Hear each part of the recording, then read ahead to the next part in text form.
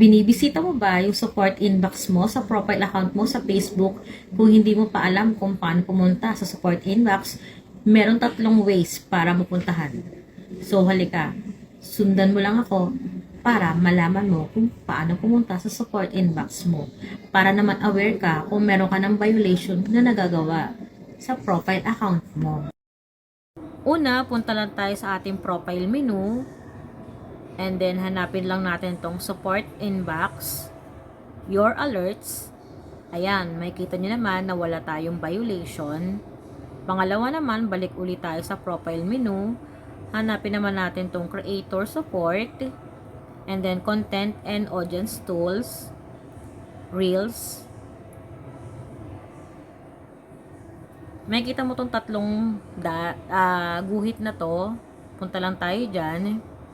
And then, ito na yung pangalawang support inbox. Your alerts. Yan, nakita nyo ulit, wala tayong violation. And then, yung pangatlo naman, balik lang po tayo. Punta ulit tayo dito sa Help Center.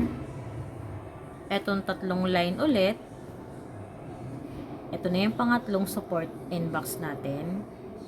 Click lang ulit natin, and then yung your alerts. Ayan, nakita nyo naman, no violation. Kung nakatulong ang video na to para sa'yo, please like, comment, and share, and follow for more videos. Bye-bye! Thank you for watching!